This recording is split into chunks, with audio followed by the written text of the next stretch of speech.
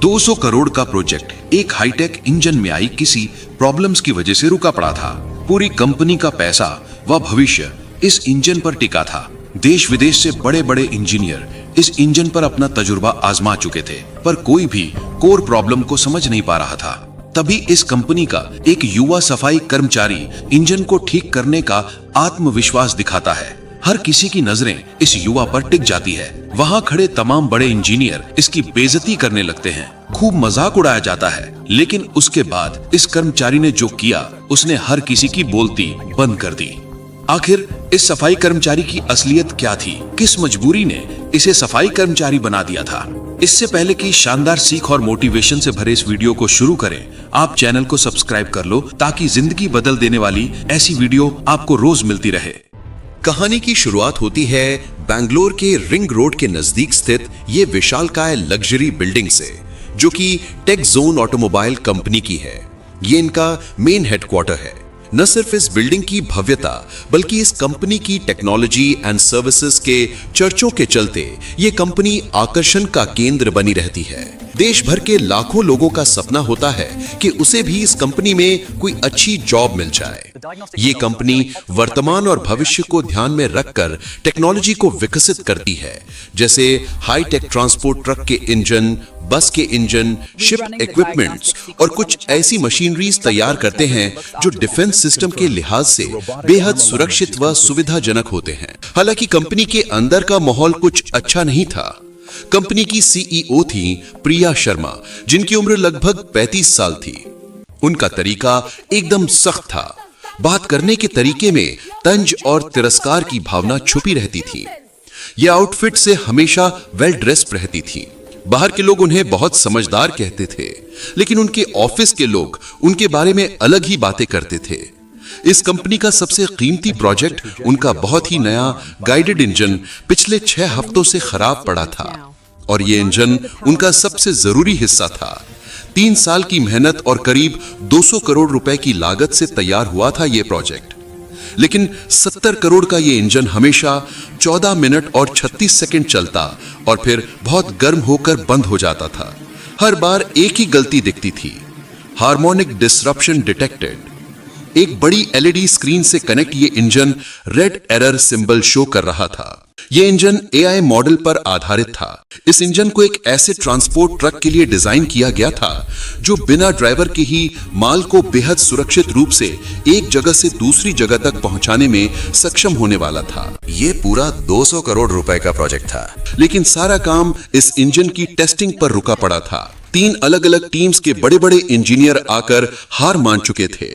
ये engineer Harvard व Stanford जैसी विश्वास लेवल यूनिवर्सिटी से पढ़े हुए थे। इंजन के डिजाइन पर बहुत नॉलेज थी इनके पास, लेकिन उनका ज्ञान भी इस इंजन के सामने कुछ काम नहीं आ रहा था। बड़ी बड़ी डिग्री वाले इस इंजन के सामने फेल हो रहे थे। वो भी असल प्रॉब्लम को समझ नहीं पा रहे थे। इधर प्रिया शर्मा की टेंशन हर दिन बढ़ती जा रही थी। अगर ये इंजन जल्दी ही ठीक ना हुआ तो कंपनी को 500 करोड़ रुपए का नुकसान हो सकता था और उनका मार्केट में दबदबा खत्म हो जाता। ये काफी बड़ा प्रोजेक्ट था जिससे कंपनी का भविष्य निर्धारित होने वाला था। इसी कंपनी में दीपक मौर्य नाम का एक सफाई कर्मचारी था, जो कि पिछले 4 सालों से इस कंपनी में कई उतार चढ़ाव देख चुका था। ये काम तो सफाई का करता था, पर इसकी नजरें, इसका दिमाग यहाँ की टेक्नोलॉजी को निहारती रहती थीं।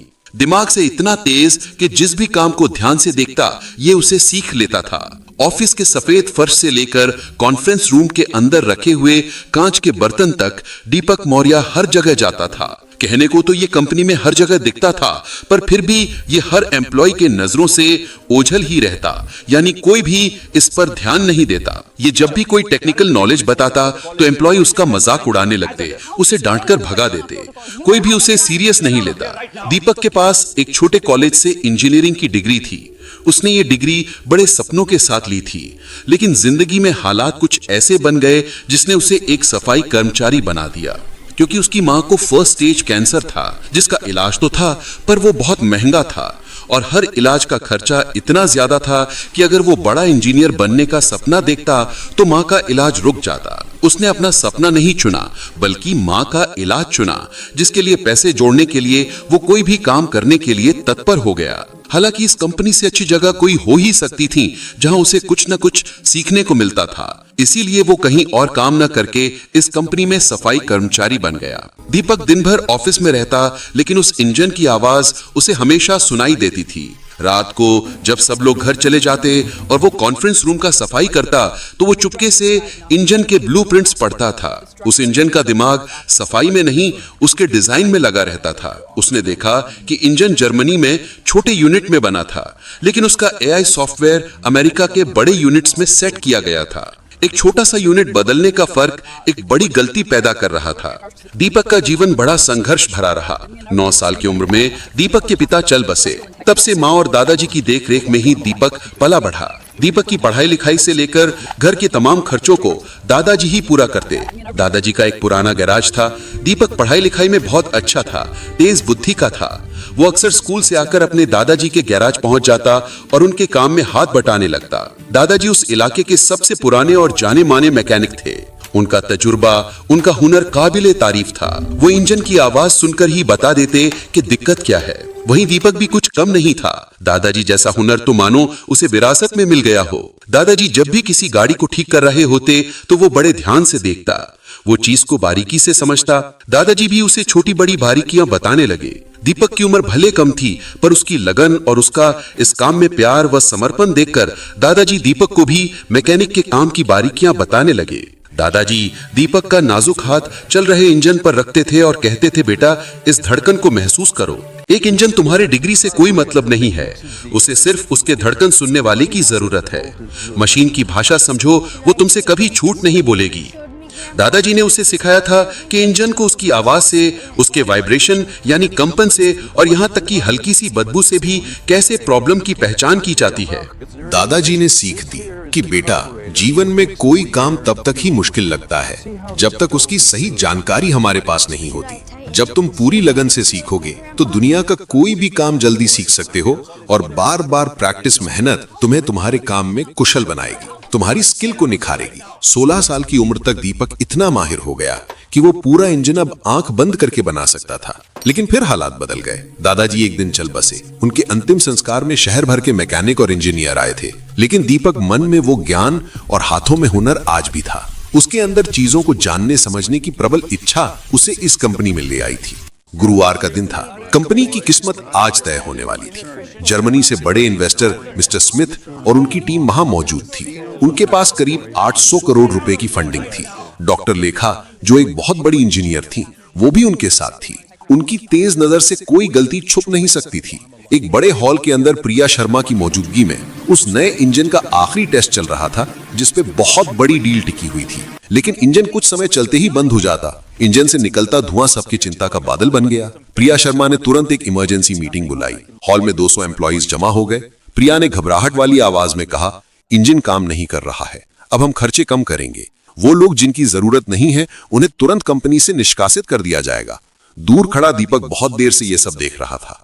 दीपक हिम्मत बांधते हुए उन लोगों के करीब आकर कुछ ऐसा बोल दिया कि वहां मौजूद सबकी नजर दीपक पर टिक गई। दीपक अपना एक हाथ उठाते हुए बोला, मैम, मुझे लगता है कि गलती सॉफ्टवेयर में नहीं बल्कि इंजन के कंपन यानी हार्मोनिक फ्रीक्वेंसी सेट करने में है। 200 लोगों के चेहरे एक साथ दीपक की तरफ मुड़ गए। मिस्टर स्मिथ और डॉक्टर लेखा भी हैरानी से आगे झुक गए। प्रिया शर्मा का गुस्सा आसमान छू रहा था। वो सबके सामने दीपक को जलील करने के लिए तंज कसते हुए बोली, ओए देखो, हमारे सफाई कर्मचारी को इंजीनियरिंग का ज्ञान हो गया। जिस मशीन को इतने बड़े इंजीनियर ठीक नहीं कर पाए, वो तुम ठीक करोगे। वहां मौजूद कुछ एम्प्लॉय दीपक को तिरस्कार की नजर से देख रहे थे, तो कुछ हैरान भी थे कि इसे इतना सब कैसे पता। प्रिया शर्मा फिर से तिल मिलाते हुए बोली, अबे घुंचू, तुम्हें पता भी है ये इंजन कितने जाए? ये कोई आम गाड़ी या गैरेज में खराब पड़ा साधारण इंजन नहीं जिसे तुम ठीक कर दोगे। कोई जानकारी है तुम्हें इसके बारे में जो उठाए मुंह बोल दिया कुछ भी? दीपक एक बार फिर आत्मविश्वास के साथ बोला, अरे मैम, मुझे एक चांस तो दीजिए, मैं इंजन की कोर प्रॉब्लम को समझ रहा हूँ। दीपक रिक्वेस्ट करता ही जा रहा था। वहां मौजूद डॉक्टर लेखा ने दीपक के चेहरे पे एक आत्मविश्वास देखा। उन्हें लगा कि शायद ये कुछ कर सकता है, इसे एक मौका मिलना चाहिए। डॉक्टर लेखा टोकते हुए स्वर में, रुकिए मिस प्रिया जी, हमें लगता है इस व्यक्ति को एक मौका देना चाहिए। हो सकता है कोई बात बन जाए, और वैसे भी हमारे पास दूसरी कोई ऑप्शन नहीं। एक से बढ़कर एक इंजीनियर अपनी कोशिश कर चुके हैं, पर किसी भी इसकी प्रॉब्लम पकड़ में नहीं आई, तो एक बार इसका भी देख लेते हैं। तभी भीड़ से भी आवाज आई, हाँ एक मौका दिया जाए। प्रिया शर्मा एक शर्त रखते हुए बोली, ठीक है दीपक, ये तुम्हारा चैलेंज है। तुम्हारे पास ठीक 2 घंटे हैं।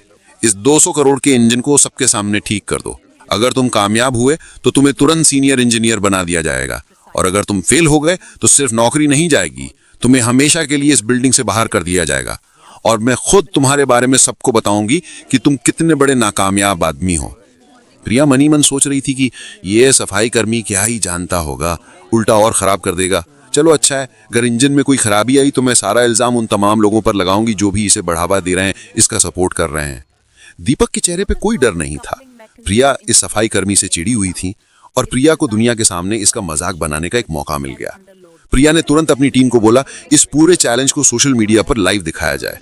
वो चाहती थी कि पूरी दुनिया देखे कि जब एक गरीब आदमी अपनी छोटी औकात से बड़ी चीज को छूने की कोशिश करता है तो क्या होता है। दीपक के दिमाग में सिर्फ दादाजी की आवाज गूंज रही थी।